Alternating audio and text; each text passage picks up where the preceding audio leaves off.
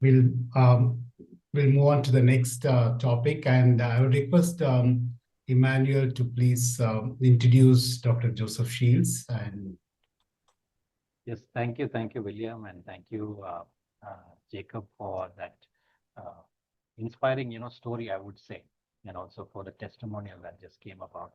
And before we go to the next, I would say changing gear a bit, I want to welcome again the whole, team here for this meeting, especially those from different places. We have people from Philippines, and thank you for being part of it. I know it's late evening for you, late night, in fact.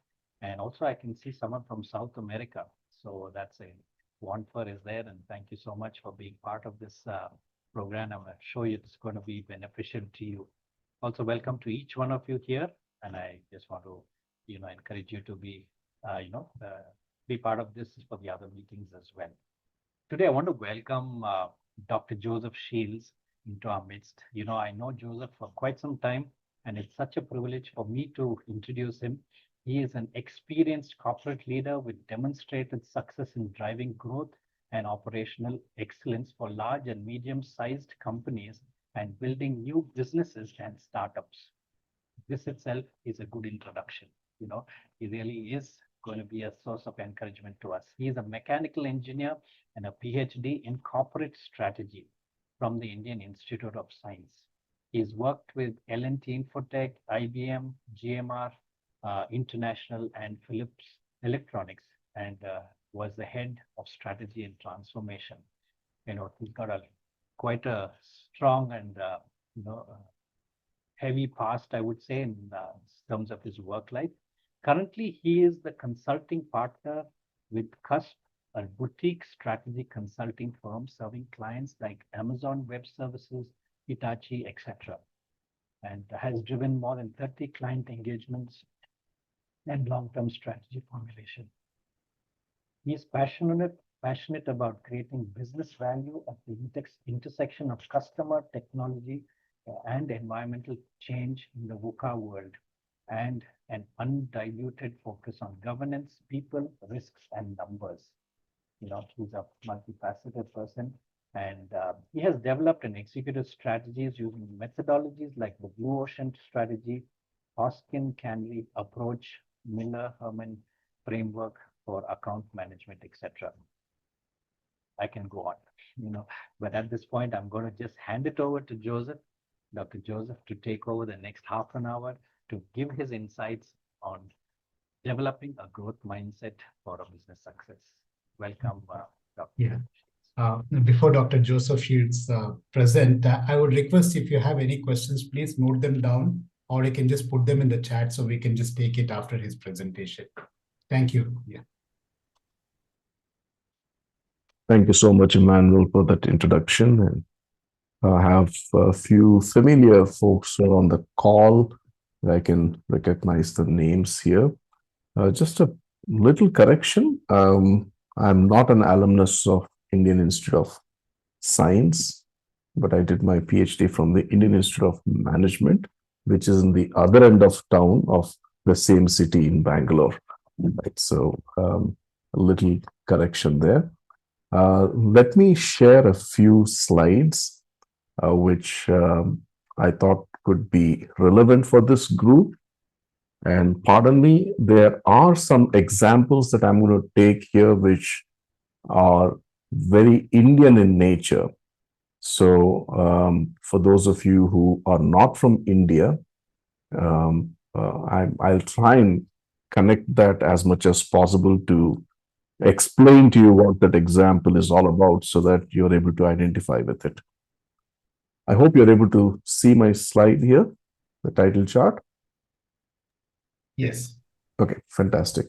And after that very, very power-packed and very high expectations setting talk and interview with Jacob, I just wanted us to kind of relate back some of these frameworks that I'm going to present to possibly how Jacob and team would have done it at Green and Beach and many other companies as well.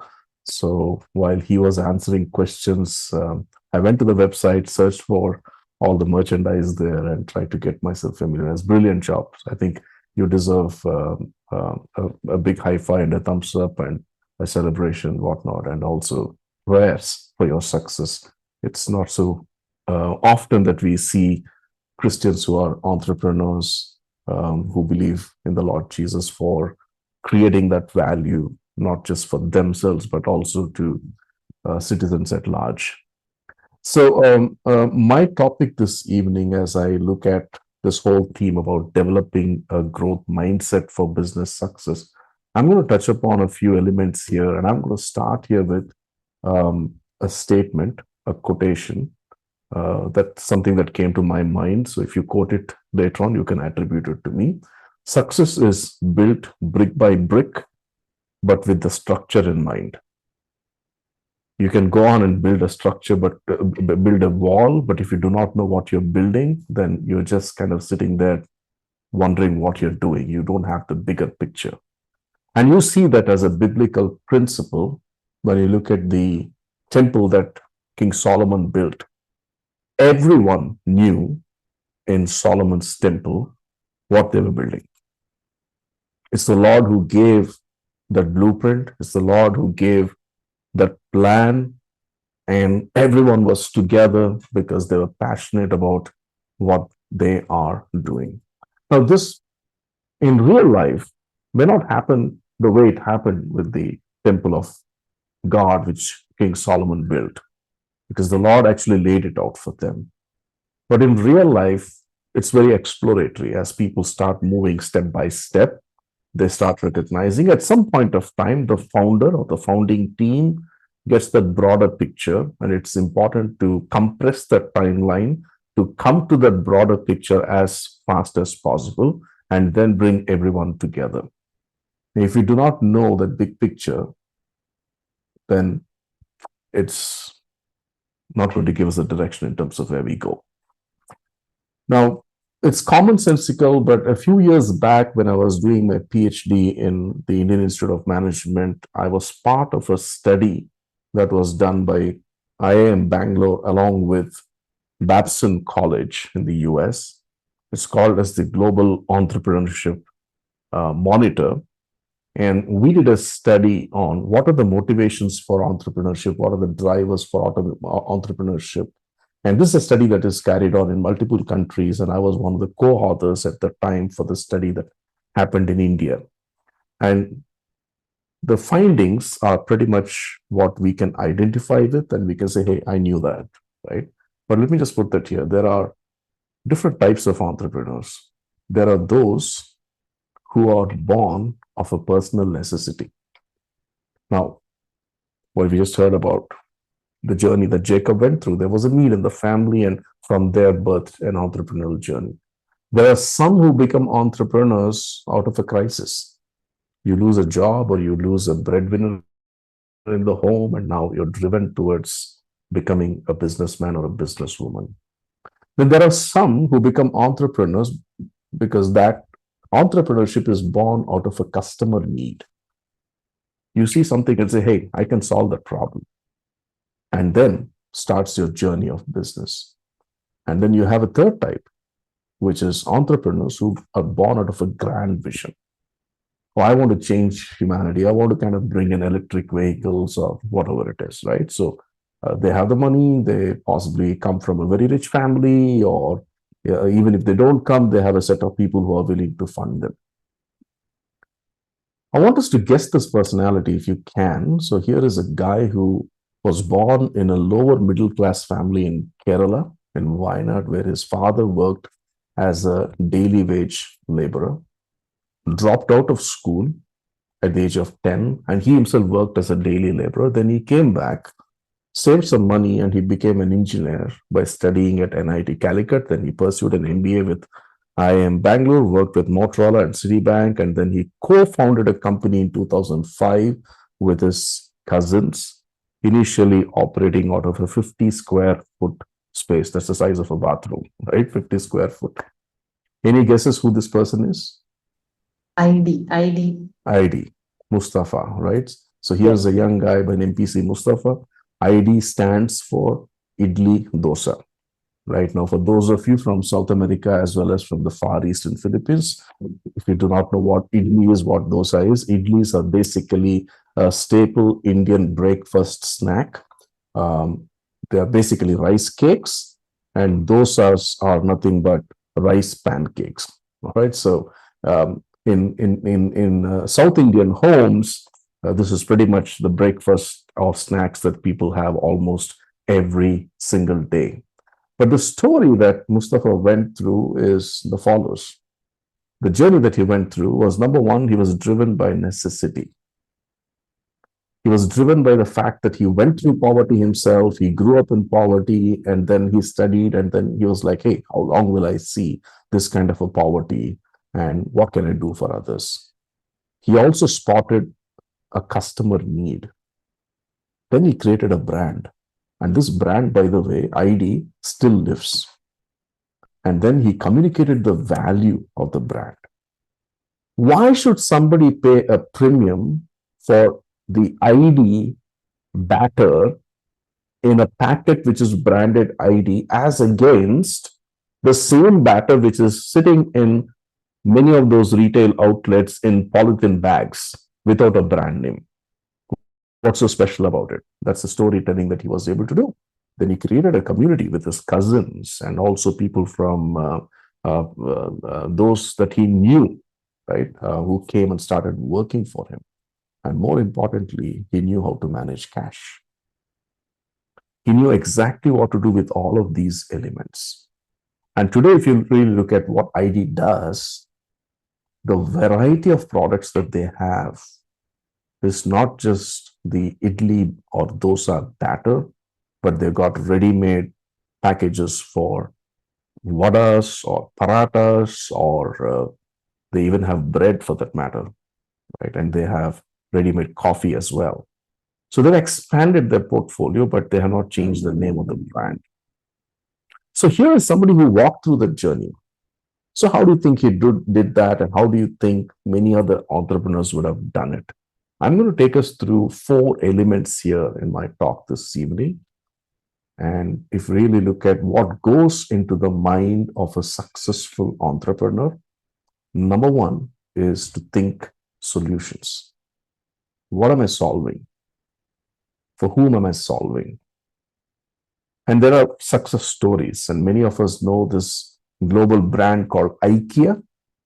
Now, IKEA, if you really know this company today, we look at IKEA as a company with huge stores, which are set up in large cities like Bangalore or Hyderabad or, many other different parts of the world. But if you really see how this company was born, this was born during the World War II, when the European young couples in Sweden were not able to afford furniture. And that was a need. Many of them were not even getting married because they couldn't set up a home. And that's when Ingvar Kamprad, who was the founder of IKEA, he said, look, I'm going to set up a company where I'm going to buy the wood from the ski resorts. Now, many of those ski resorts were shut down because of the recession as well as the war. So I'm going to purchase that wood and I'm going to make low-cost furniture. Now, if you know anything about how the European homes have furniture, you see the left-hand side picture. That is how a typical European home used to look with the furniture. Carved, polished, wooden furniture. He changed that into something that came in a box, like what you see on the right-hand side. Affordable, portable, so on and so forth. There was a need. He came up with a solution. Now, in the mind of an entrepreneur, it's very important to think solutions. A growth mindset is also a mindset which thinks solutions. The second thing about a growth mindset is to think stories. How am I communicating what I have as a solution? So that you're getting a hook with my customers, and my customers are excited about it. They're willing to pay a premium for that particular product because I need to make money at the end of the day. I can create a solution, yes, but is my customer willing to pay a premium for it?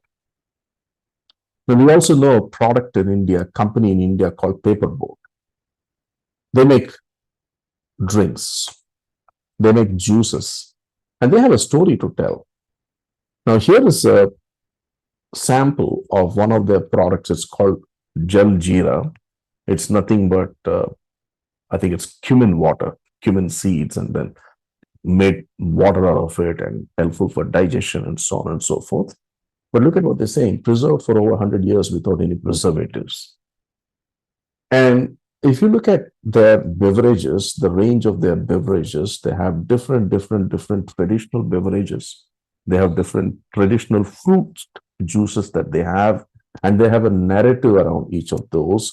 And they have stories that are related, story like what you're seeing here, and they have stories which are unrelated. Here is an ad. And here is an ad in terms of how childhood memories are made with childhood juices, childhood beverages. And look at what the caption is. Watches did more than tell time, right? So here's a kid who's actually playing with the reflection on the watch, and his sibling is trying to catch that reflection. We all did that, didn't we? As kids, we all played those kind of games.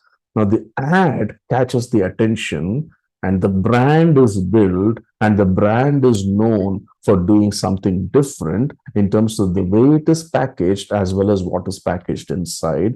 And by the way, the company Hector Beverages, which runs this company, has not priced their products very cheap. They're not very expensive, but they definitely make good margins. That's very important. Storytelling is very important. And storytelling is also at the core of what even Starbucks does. If you look at the mission statement of Starbucks, the mission statement goes like this: to inspire and nurture the human spirit, one person, one cup, and one neighborhood at a time. I wish this was from a church. It's not. It's actually from a coffee cafe, coffee company. Now they're talking about nurturing the human spirit. Now, for some of us, who, if we know what happens in a Starbucks cafe, you walk up to the counter, they give you a cup with your name written on it. So for a woman who's going through a brutal abuse at home and wanting to go to a cafe to cool her head, or a startup founder who wants to sit in a cafe to get some thoughts, or for a student who's preparing for an interview, or somebody who lost his job or who's gone for an interview and who has not got a job, their spirit is down, but they think that they're lifting up the spirit by offering that kind of an environment for that person, that kind of a cup of coffee with a smile, with a name written there. And they also have built in the business mission here, saying that one cup at a time, one neighborhood at a time. What does it mean? We want to be there in every neighborhood, in every zip code, in every pin code, as we say in India, right? So they want to expand their network of cafes. What a powerful statement. And this is what unites the workforce. They might have started in whatever way with possibly a small little cafe, but the moment they make the statement, the storytelling is not just for the customer, but the storytelling is also for the employees and the shareholders and the stakeholders, because now everyone is coming together to what seems like a temple of God built by Solomon. We know what we are trying to build, kind of stuff. So as entrepreneurs, do we have a story? Do we have a story for our customers? Do we have a story for our stakeholders, our shareholders, our employees? The third thing that I wanted to address here is about thinking sustainability. Now, sustainability, many times we try to relegate that word only to green products, environmental sustainability, so on and so forth. I'm not referring to that. I'm talking about sustainability of the business. Many companies start well, but they shut down because they do not have something which is a very precious four-letter word, that is cash. Having cash coming in is very, very important. And the question that is there in the mind of every startup, every entrepreneur, every mid-sized company is, how will I get cash for my business? Now, cash can come in, and I'm aware that last month we had a session by Anand, when Anand Pillai had come and spoke about how you can fund your business. There are three different sources. You can fund your business through equity funding. You can fund your business through money that's coming from business operations, and you can fund your business through debt. Equity funding is when your angel investors or private equity firms or VC funds come and pump in the money. And many of the startups, they don't make profits, but they're burning the cash, and they're growing. And then they go and list themselves or whatever they do, right? Very important is the middle one, which is to fund your business from your business operations. Am I making gross margins, gross profits from which I'm funding my non-core expenses? Now, these non-core expenses could be admin expenses, rental expenses, travel expenses, or even expenses for my sellers and marketing and so on and so forth. If I'm able to do that, I'm able to build some cash reserves. I'm able to build an asset called cash on my balance sheet, which is not coming in from borrowings, but it is coming in from revenue from operations and profits that are being made there. And thus, I become eligible to fund myself through a third type of vehicle for funding, which is my debt.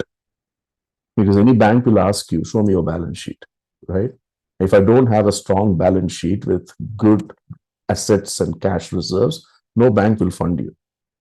Equity, yes, people will be willing to fund you upfront, but then you need to return that equity with adequate returns. We'll speak about that in a while.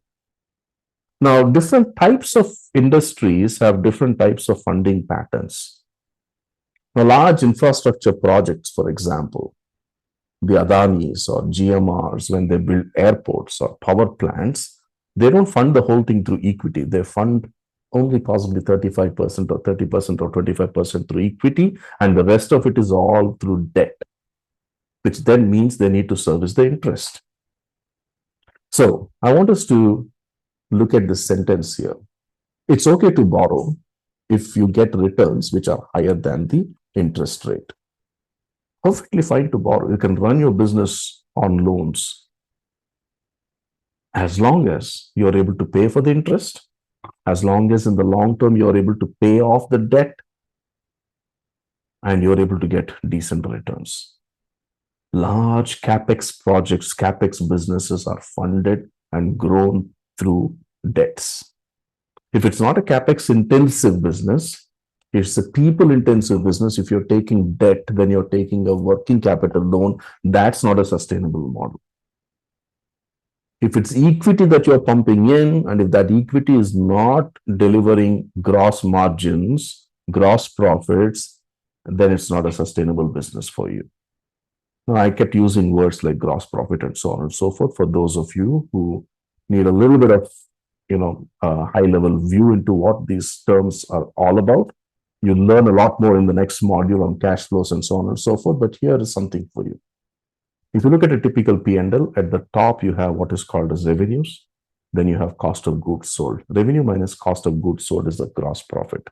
Now, this fellow called gross profit should be as high as possible so that that money is able to fund everything else which is below the gross profit, which is your operating expenses, by the way, sales, general administration, R&D, so on and so forth. If you're able to fund that from there, then you get to a line item called EBIT, that is earnings before interest and tax, from where you will fund your debt, your interest, not so much the debt, but your interest. If you're positive here, if you're making good money here, the banks will give you loans saying that, hey, you can pay my interest. We are very confident about it. But for you to reach that stage, you need to have at least a couple of years of P&L, a couple of years of balance sheet, which is fairly healthy. And by the way, by the time you come here, it's okay if you have very low earnings or profit before tax. That's perfectly fine. It only means that you're not paying tax, right? But you're able to grow your business. You're able to make money. And if you're an entrepreneur who's drawing a salary from your company, that salary is getting covered here as part of your operating expenses in which ways. You're drawing money into the bank. I think we'll learn more about that in the next coming month or the coming few sessions. But this equation is very important for us to understand as to how I'm funding my business. If that is not in your mind as to how I'm sustaining my business, How am I sustaining my cash flows? How am I sustaining my revenue growth? How am I sustaining my gross margin growth? Then we're setting up our business for failure. The bubble will burst at some point of time. The reason many companies, the startup companies burst is because at the gross profit level, that number keeps shrinking. That gross profit is not able to fund the operating expenses. And in order to fund the operating expenses, they bring equity. And they keep burning the cash. How long will you do that? At some point of time, you have to give back that money to the investors in the form of returns, because when they want to exit, when they want to sell their share in the company, they need to get a good valuation. All right. Now, I kept speaking about all of this. While I'm speaking about all of this, there's one particular line item called as equity. Equity is what I, as a promoter, put into the company. And I need to make money. I need to make returns on my equity, right? And this return that I make on my equity should be higher than the return that I get in case I put it in a bank. That's my cost of capital, or in my mutual funds, right? If I'm getting a higher amount, fantastic. Now, how do I do that? I want us to pay some attention here. I'm going to put up a formula, which is typically taught in business schools in a finance course, but it is a little bit demystified for us here. Look at these three metrics here. The first one is called as return on sales. The second one is called as asset turns. The third one is called as leverage. Return on sales multiplied by asset turns multiplied by leverage is nothing but your return on equity. What do we mean by this? Return on sales is nothing but my net profit divided by sales. Asset turns is nothing but how much sale I'm making on my assets. I build assets, but I need to have a ratio which is sales divided by assets, and that number should be high. Leverage is nothing but my assets divided by my equity. Now, if I'm building a business through my debt, somebody else's money, fantastic. I have a huge refinery, but that refinery was not built by my equity, but that refinery has been built by debt. Brilliant. Now let's work backwards. I put, say, 100 rupees. I built an asset worth 500 rupees, which means 100 rupees is mine, but 400 rupees has come from a loan. But if that 500 rupees worth of asset is giving me 2,000 rupees worth of sales every year, which means I'm actually earning more than my asset, right? My asset is being juiced very well. And by the way, if I'm looking at 2,000 rupees worth of sale, on that sale, if I'm making 300 rupees worth of profit, which means my profit ratio is very high. What it in essence means is, now these things get stricken off by the way, then I have a number called as net profit by equity. Net profit by equity is nothing but my return on equity. I'm conscious of time, I'm moving ahead here. What it actually means is this particular metric says, am I making money on every sale? Is every sale profitable? That's why at some point of time, you'll have companies like Green and Beach asking this fundamental question. I got 12 products. Is every product of mine profitable? Companies like Nykaa will ask this question. I got 200 stores. Is every store of mine profitable? Right? So we'll start looking at those kind of minute metrics there, right? Am I making money on every sale? And this is, am I maximizing the sale on my asset, each asset? And this is about building assets with less equity. All of these put together will help me to build a company which is yielding very good return on equity. Those of you from a B school or maybe who have done a course in finance would have heard something called as DuPont analysis. This is what the DuPont analysis is all about. Demystified, you can go back and Google and read that, but it's very important to have it in your mind and ask these three questions. Am I making money on each sale? Am I maximizing the sale on each asset? Am I building those assets with lesser equity? If I'm doing all the three well, I'm returning good returns for the money that I have invested for the equity. It can't happen overnight during the first year itself, or even during the second year. It could possibly happen well in the third year or so. That's fine.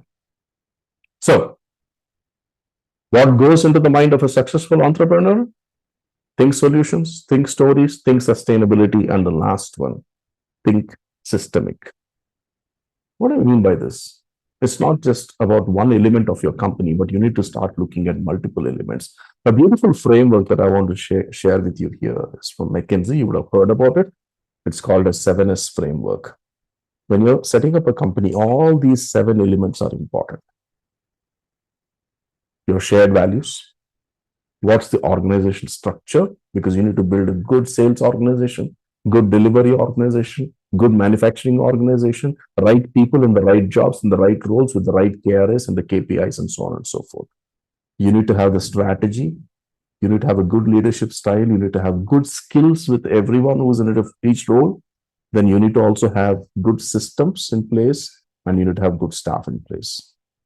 If you put all of those 7 together, you build a very good system as an organization. I'm going to close with one example here. Again, an example of an entrepreneur. This is a global example. The story of a man by name Amancio Ortega, a Spanish guy, founder of a company called Inditex Group. Now, Inditex, we do not know it, but we know the brand Zara. Zara has got a chain of stores, and this is a company which operates in a space called fast fashion. This guy was born in poverty. He's a self-made billionaire, as he calls himself. Born in a small little town in a place called Spain. And this was somewhere between the World War I and World War II that he was born, which means years later, he entered into a business which is into making clothes. Now, for those of us who go into Zudio store, we know that the same type of shirt, you have what, 30 of them lying there of different colors, different sizes, and you can go to another Zudio store, you'll find the same there. You come back after 2 months, you'll still find that shirt there. Whereas in Zara, that particular design is very unique.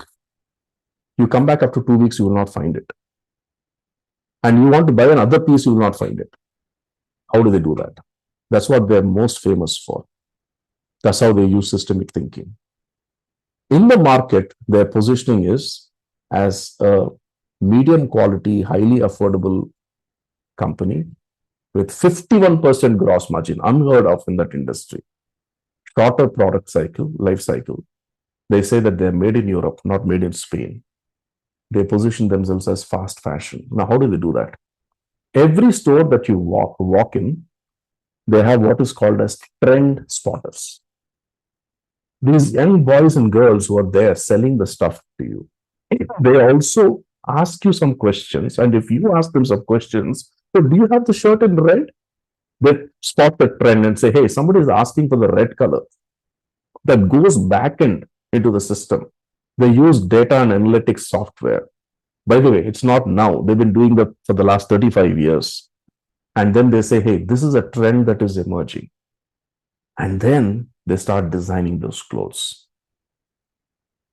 Because of which, each of those clothes that they design and that's sitting on the shelves is customized in small numbers.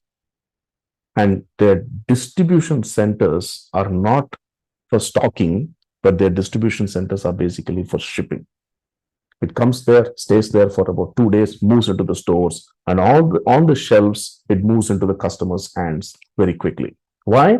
Because it's in trend. It's based on some inquiries that have come. Through it all, they also have been driving cost efficiencies. They've set up multiple subsidiary companies. One for textile purchasing, one for real estate, one for finance, one for logistics, so on and so forth. They also started franchising in smaller countries, which basically means that they're starting to look at, am I juicing every asset of mine? You remember the DuPont analysis that we spoke about, right? And here is something very interesting. Talent is very critical for them. Now, who is the talent there? There's a place called Galicia in Spain. Now, Galicia is a place where you have tailors who are descendants of tailors who were the tailors of aristocrats in Spain. Now, anything that we know about the aristocrats, Duke so and so meets Duke so and that Duke so and so likes that person's dress and comes back and tells his tailor, I want a better dress than that person. So these guys have mastered the art of crafting something unique. That place does not have aristocrats anymore, but the descendants live there. The skill is still there, and they are the ones who actually make these clothes. So you see here, from the customer analytics, from the market insights, all those insights flow to this place where the designing happens and ultra modern clothing comes out from there. They got a younger workforce, they got ESOPs, they got 50% variable pay. All of that is connected together by controls and systems. They have something called as a Zara business system. It is a well-oiled engine with IT systems and so on and so forth and financial controllers.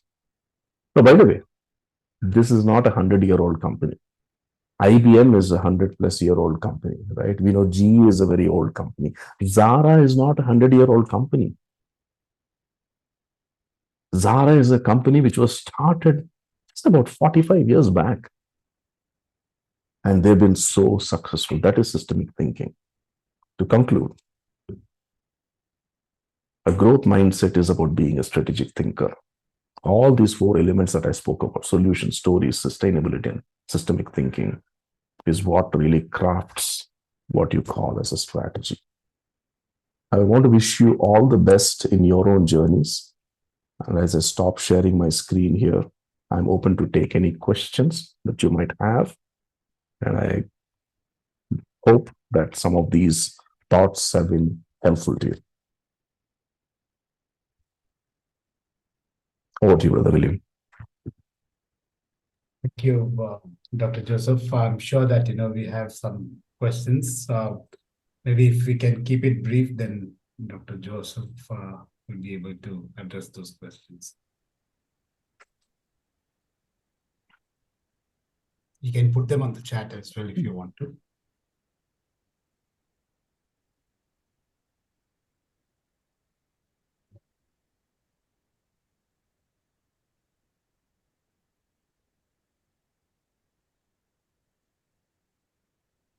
Yeah. Rahul is asking what kind of storytelling would help if one is just starting as an entrepreneur, how to emotionally connect with the stakeholders. Yeah, who are the stakeholders? I think we need to start with that, right? Now, stakeholders are maybe a group of innovators. If you have a co-founder who's very good in terms of innovation, he or she becomes a stakeholder.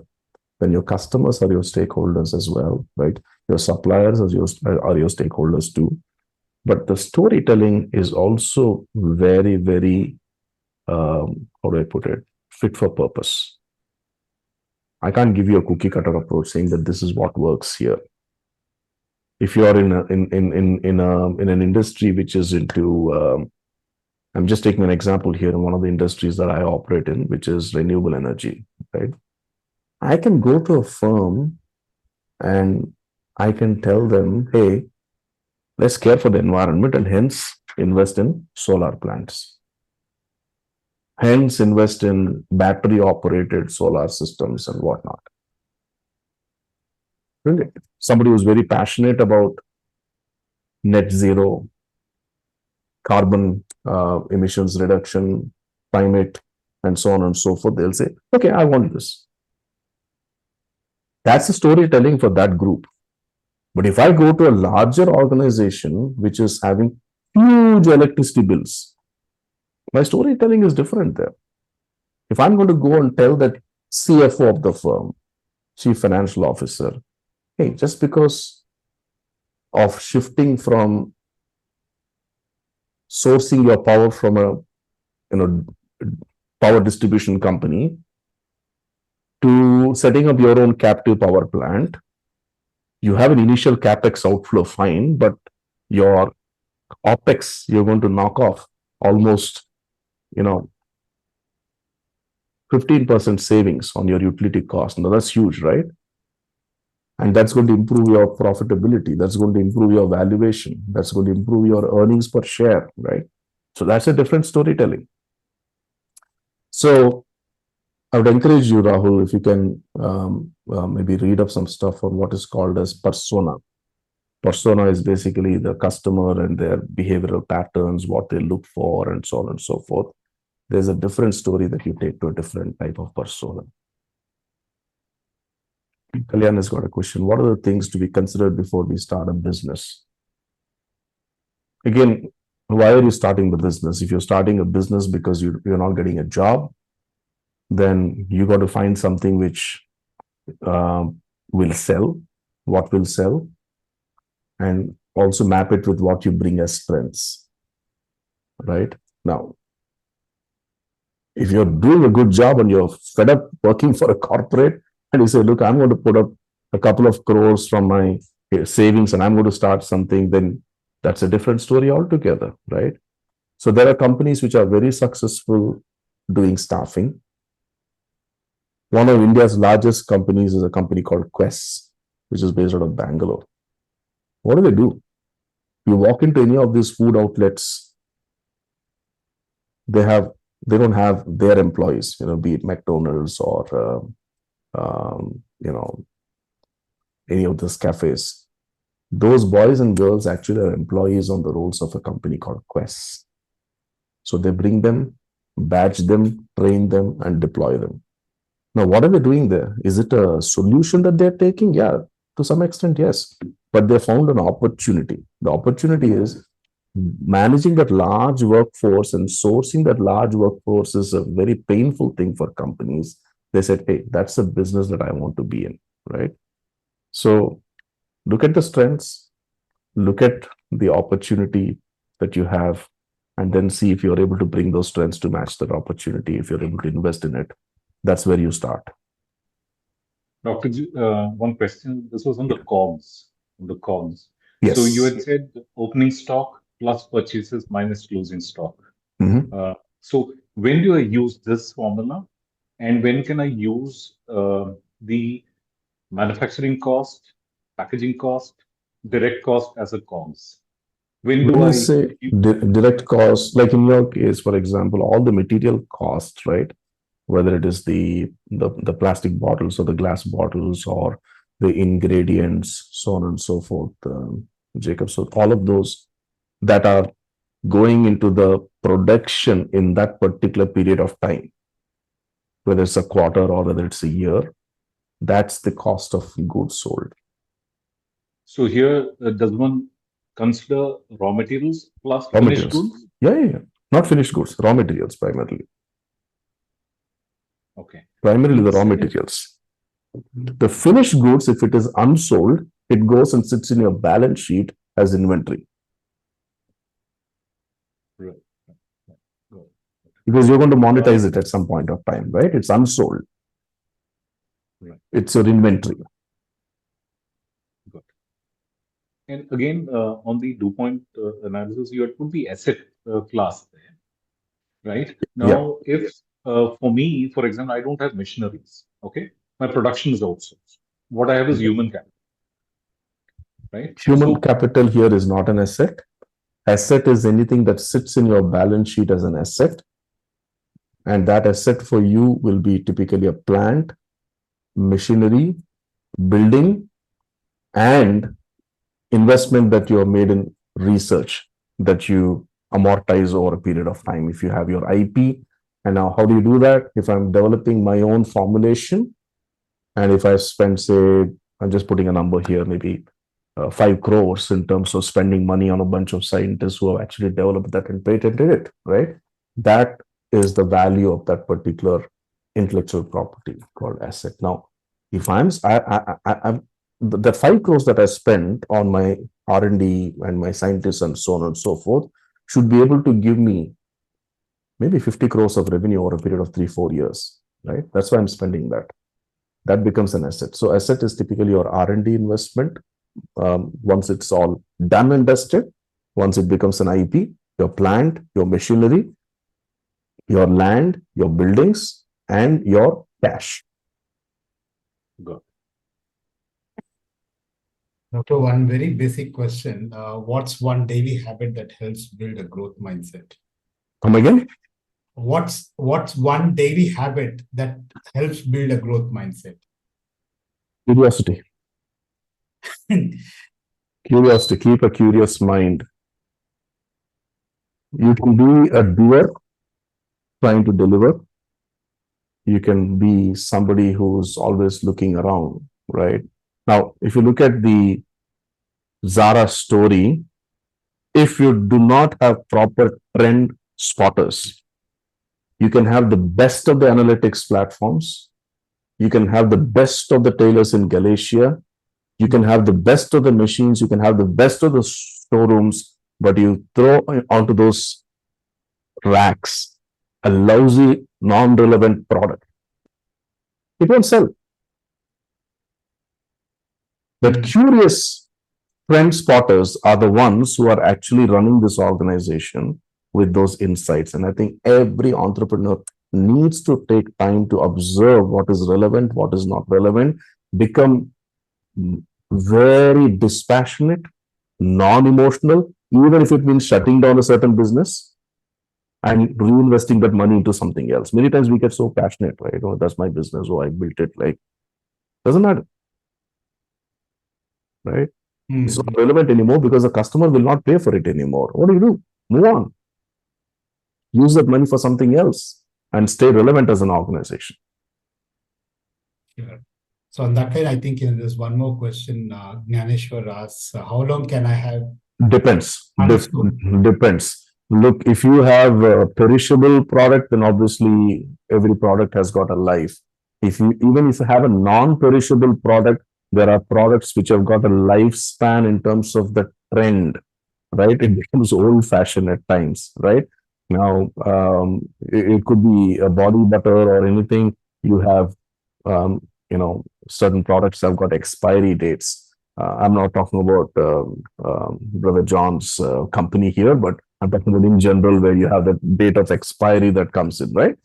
Now, you cannot, now, again, technology gets relevant. If I'm having a tablet or a laptop, if that technology becomes obsolete, that's why you have Apple coming up with M2, M3, M1, and so on and so forth. And then the previous version is sold at such discount prices because that technology is getting obsolete. So the moment a new technology comes in, the old product becomes obsolete. So it's very, very industry specific. Having said that, if you're a steel rolling machine company, there the lifespan is much more higher, right? Steel is steel at the end of the day. As long as it does not rust, you have to keep, monetizing that inventory. Well, thank you so much, Dr. Joseph. It was a very insightful session, and also the examples that you brought in were so relevant. Like, it really, we could connect with the examples and the stories that you presented. In spite of your busy schedule, I know you travel a lot, and in spite of your busy schedule, you have willingly given your time to be with us this evening. Thank you so much, and God bless in all the things that you continue to do. And we would also like to thank Mr. Jacob also for his time this evening to be with us and just share his journey of how he built Green and Beige as well. Thank you so much, gentlemen, for your precious time. And I'm sure that the group here have learned a lot. And we have recorded this video and presentation. So we will be sharing this in the group as well as with others who can be benefited out of this thing.